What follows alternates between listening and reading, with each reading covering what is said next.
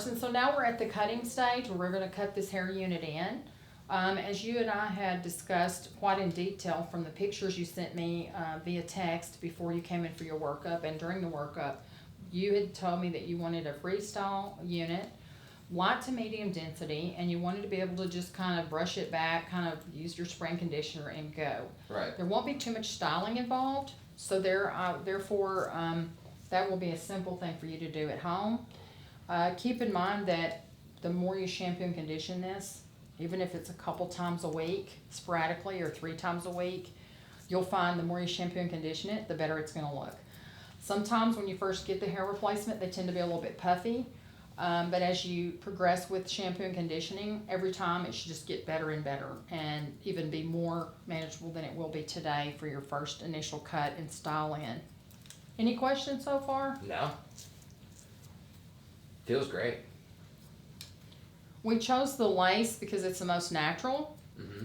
and we're going to have the guide that your hair length is now as far as how and what length to cut your hair. So what we've been discussing as we've been going along was the finished length. When it dries, it's going to be just a little bit shorter than this. Mm-hmm. So I purposely leave it a little bit long because we can always cut more off, but we can't put it back on as easily. Right.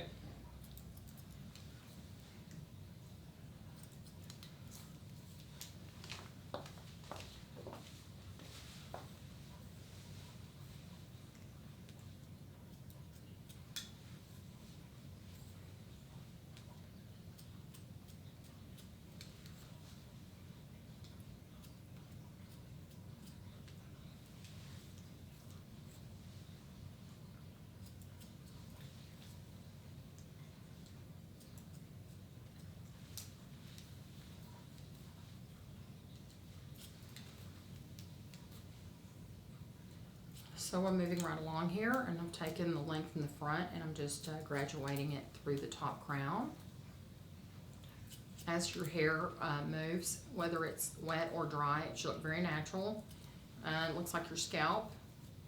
This is a multi-directional hair replacement, so you should be able to turn it any direction and still get the style and look you want once the cuts are finished. And when you go home, you won't need to shampoo this for a couple of days. Gotcha.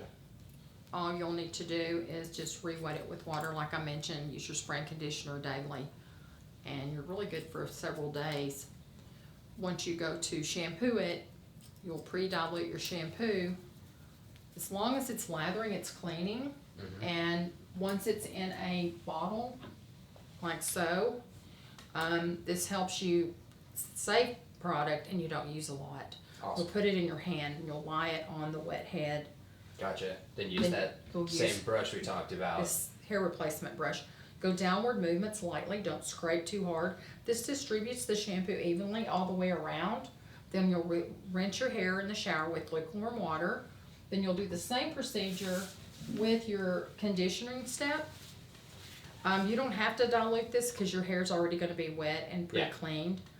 The only time I ever suggest to clients with the shampoo they use in the shower to pre-dilute it is if they end up having a real thick conditioner that they haven't broken down initially, because some of these can be super concentrated. Then they'll have to do the same thing, my recommendation, to dilute the conditioner prior to the showering. Then you're going to have that done. You'll towel dry. You'll use your spray and conditioner, and you use it pretty, heavily, liberally. Don't just, think, oh, I got to save this, because this is the thing you'll probably buy the most. Gotcha. Then you're going to take and you're going to use your brush.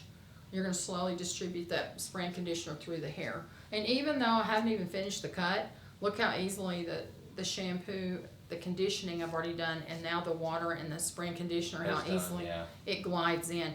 Then you can come in and you can move this hair around however you wish to move it. Right. Oh, that's awesome.